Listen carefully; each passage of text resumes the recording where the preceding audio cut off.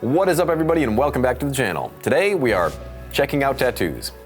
Big surprise, I know, who would have thought? Either way, today's all about collectors, so let's get to it.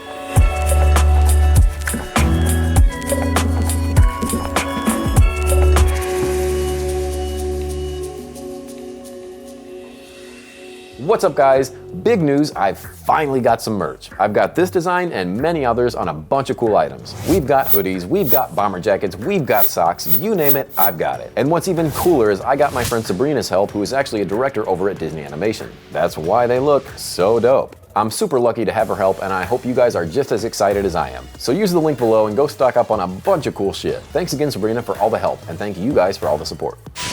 Once again, welcome back. As I said before, today is all about collectors, and the first one is sent in by Karolina, or maybe it's Karolina. Either way, let's check this one out. You mentioned this is your first tattoo ever, and this one has a lot of sentimental meaning, and it's 2 band-aids covering a birch branch. Say that 3 times fast. These don't really look like band-aids to me. I'm sure they were probably taken from some kind of reference, but they just don't scream Band-Aid. I don't really know what they look like, to be honest, but hey, if they've got meaning, then that's all that matters. I do like the birch branch, although I do wish the outline around the branch itself was a little bit thicker, since the outlines around the leaves are very bold. The colors are nice, the shading is well done, and it is a pretty looking tattoo. The Band-Aids just throw me off. There's not much to say about this one. Again, it is a nice looking tattoo. There's a lot of good elements, and it's easily readable. You did send in another tattoo, so let's take a peek at that one. I do like this one a little bit better. The crystal's really nice, although there's a couple technical flaws, but on that part of the arm, it's kind of expected. There's a couple areas in the gem that I wish were a little bit cleaner, like the white highlight at the bottom right. It just looks like it goes over that black line a bit. Now, I do wish the outline around the crystal was a bit thicker than the outlines around the flowers, since it is sitting in front of the flowers after all. The black dot at the top is a little weird. It seems out of place.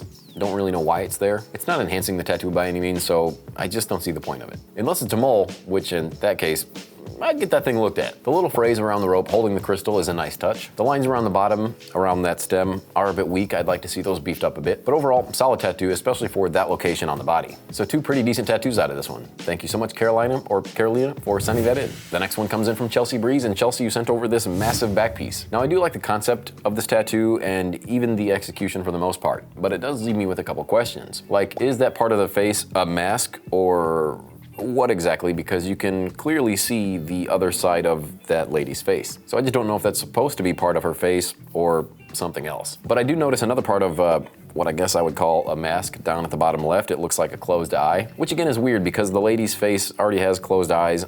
I just don't know where these extra pieces are coming from. But aside from all that, the artist has some really good control when it comes to using lines where they belong, like in that top right hand. Those front fingers have a nice outline around them, and it kind of disappears as those fingers go back. So that's a really nice trick. The colors are pretty bold for the most part, except up at the top where it looks like you have an existing tattoo that they tried to cover up. Obviously, not that successful, as I can still see some sort of lettering there. Maybe another pass might help that out. Now, I could be wrong, but it looks like that bottom right hand is up to something questionable.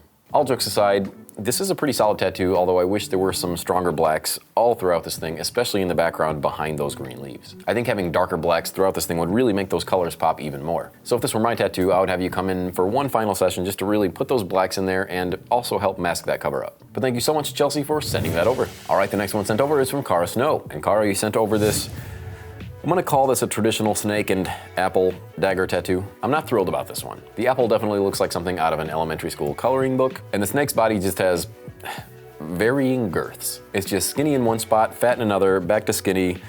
This one's pretty messy, but at least the dagger blade is straight, so I'll give you that. Which I think is pretty funny because that's the hardest part about this tattoo, which the artist nailed, but it seems like everything else kind of fell to the wayside. This one's just goofy, especially near the top. If we zoom in and we look behind the dagger blade next to the snake, I see orange, which is the same color as the snake's belly, but you wouldn't be able to see the snake's belly like that. So I'm not sure where the orange is coming from. That and the orange is the same color as the orange in the dagger, and those greens in the snake are the same greens that are in the dagger handle as well.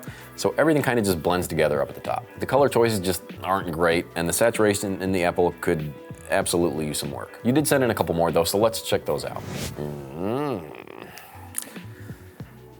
You did mention that this one is a memorial to your dog that died from lymphoma, which really hurts my heart, but the technical application in this tattoo is rough. Get it? Rough? I know, I'm hilarious. But the lines are just, they're not put in great. You know, this one's pretty weak. to say the least. Personally, I know this one is meaningful to you, but I would not be thrilled about this tattoo if it were on me. And I have a lot of terrible tattoos. And speaking of saturation issues, this one's got a lot. The entire background, that pale yellow, the blue in the face, the pink in the ear, there's a lot of problems with this one. I'm not saying this isn't fixable. I would, however, seek out a different artist if I'm being honest. Because again, coming from an artistic standpoint, this does have a lot of problems. But I'm curious to see what else you sent over, so let's check that out now. And again, I see a lot of similar issues with these fish. And just like the facial expression on the fish, I'd be pretty angry too. Again, I'm not trying to be mean, but it genuinely looks like a kid designed this tattoo. There's not really any flow, which should have been super easy, it being fish. The artist could have used these fins and give this some really nice movement and direction, but it's just not there. I will say the lines in this tattoo do look a little bit cleaner than the other two tattoos. But after seeing the dog portrait and these fish, it makes that snake tattoo not as bad. I'm sorry to poop in your Cheerios, but I would seek out a better artist. But thank you so much, Kara, for having the guts to send these over. Real quick, I want to take a break and give a shout out to the sponsor of this channel, Mad Rabbit. Mad Rabbit is a tattoo aftercare company that I've been using for quite some time, and I think you ought to give it a try as well. They've got all types of products to help you out with your tattoo. Whether that's during or after, they've got you covered. So head on over to madrabbit.com, fill up your cart, and make sure to use code PONY20 to save 20% off of your entire order. All right, let's get back to it. All right, this next one comes from Tim Pearce, and Tim, you sent over this robot named Canty from the show Canty, I think. Never heard of the show, but that's what you said, so I'm gonna believe you. Regardless, I think this tattoo's pretty cool. It's got a lot of fun colors, a lot of fun tricks. It does look like, if I'm nitpicking, the black shading kind of got away from the artist in the green part of the TV. I see some few black peppery marks. But other than that, the saturation's punched in pretty well. The lines are pretty solid for the most part. There is some play with line weights, which I always like to see. I do have one question about this tattoo, and maybe you can send me another email and let me know, but I can't really tell if this is a scar running down your leg or what. The area of purple in the monitor looks like a dark area and a light area, but that line runs all the way up through the black, so it just leaves me curious. But this is an eye-catching tattoo. It is pretty fun, and as I said before, it's got a lot of nice tricks to it. So in this case, I would keep going back to this tattooer, and maybe Kara can hit him up too. But thank you very much, Tim, for sending that over. This last one comes from Sam Jackson. No, not that Sam Jackson. And Sam, you sent over this tree tattoo, and I gotta be honest with you guys, I really don't like tree tattoos. To me, when I do them, they're just very boring, and it almost feels like filler. And it looks like this part of your arm was completely bare, and I would have liked to seen anything else. But I will say, I do appreciate the textures in this tree that the artist did. They are really nice. They do look nice for now. I wonder how they will heal in 5-7 years, but for right now, it's got a lot of nice features. The black branches, though, they're just not doing it for me. I think the bats are a nice touch because it kind of distracts from all this chaos that those black branches bring, but I don't think it's enough to save it for me or even allow me to like this tattoo. I know this is just my personal opinion, personal judgment, but it's really hard for me to like a tree tattoo. Please nobody send over requests for tree tattoos. You will be promptly blocked and ignored. But as long as you like it, I mean, that's really all that matters. You obviously like poison trees, dark, macabre looking things. It's just not for me. But thank you so much, Sam, for sending that over. Well, that's gonna be it for the critiques this week, but you know I have to give you my favorite tattoo of the episode.